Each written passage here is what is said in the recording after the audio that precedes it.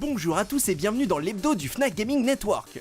Au sommaire de cette émission, un nouveau Wolfenstein par Bethesda, la suite de Eternal Darkness, Star Wars confié à EA et l'arrivée de Batgirl dans Injustice dans les news. Nous vous avons concocté un test complet du déjà culte Far Cry 3 Blood Dragon, et enfin nous nous quitterons sur le trailer politiquement incorrect de Saints Row 4. Accrochez-vous, sortez vos vieilles lunettes 3D et votre sous-pull marron parce que l'hebdo 36, c'est parti.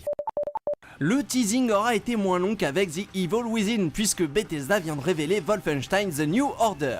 Développé par Machine Games, notamment composé d'anciens de Starbreeze Studios, le jeu est prévu pour le 4e trimestre 2013 sur PlayStation 3, Xbox 360, PC et console next-gen.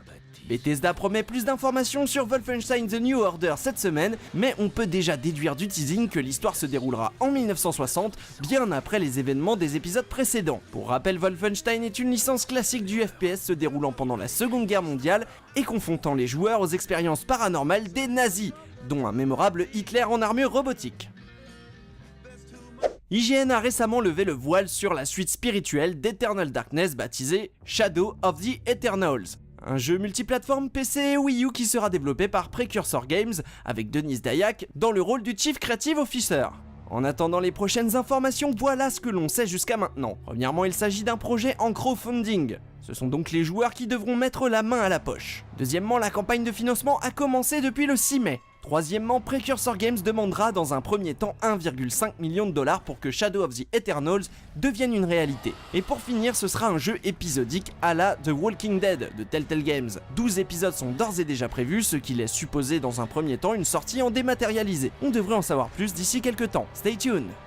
EA a annoncé qu'un contrat était signé avec The Walt Disney Company pour la franchise Star Wars avec des jeux qui seront développés par BioWare, DICE et Visceral. Le contrat permettra à EA de publier plusieurs jeux sur différentes plateformes dans le secteur des jeux dits matures, tandis que Disney conservera les droits pour le marché mobile et social. Un accord qui tombe quelques mois après l'annonce de l'arrêt de Star Wars 1313 et de la fermeture de LucasArts. Décision qui avait laissé beaucoup de fans en colère, dont Dark Vador en personne. Ce n'est pas la première fois qu'EA édite un jeu sur Star Wars.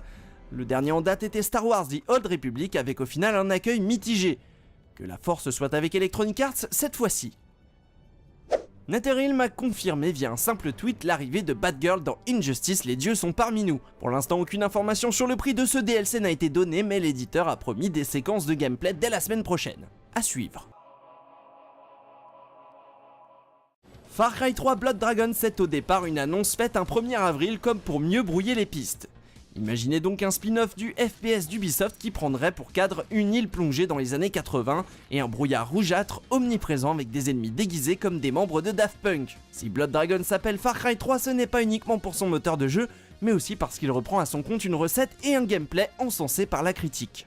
Vous incarnez donc le Sergent Rex, un commando de l'extrême, doté d'un œil bionique, d'un bras du même acabit et surtout d'une voix grave et gonflée aux hormones. Gros son, grosse explosion, tous les codes du jeu qui tapent sont cependant brouillés par une ambiance rétro-futuriste complètement barrée. Far Cry 3 Blood Dragon joue la carte de la démesure et de la référence dans la dérision, l'occasion de se lancer dans un scénario complètement et volontairement bidon. L'ambiance est appuyée par une bande son que ne renierait pas un titre 16 bits avec des accords binaires et une sonorité elle aussi bien rétro.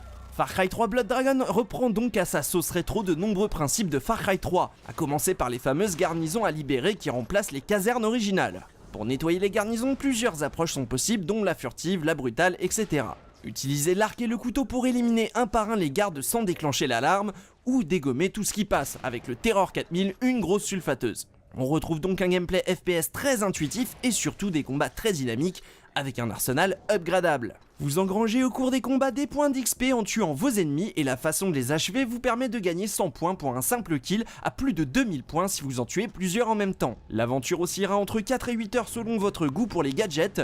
Des missions assez répétitives, libération d'otages ou destruction d'objectifs viendront rallonger la durée de vie. Bref, Far Cry 3 Blood Dragon a tout du mode pour FPS. Avec 4 heures de jeu, le constat reste cependant très honorable pour un jeu à 1200 points Microsoft ou 15 € sur le PSN. On se montrera en revanche plus sceptique sur la direction artistique qui ne laissera pas insensible, mais qui surtout gêne souvent la lisibilité des combats avec un brouillard beaucoup trop prononcé. Malgré ça, Blood Dragon est calibré pour apporter avant tout du fun, contrat rempli et haut la main. Verdict de la rédaction, 7 sur 10. In a time of national crisis, we need a commander-in-chief. Et enfin nous nous quittons avec le trailer politiquement incorrect de Saints Row 4, l'occasion de découvrir les heures de fun que nous réserve ce fameux titre. Jouez bien et à la semaine prochaine.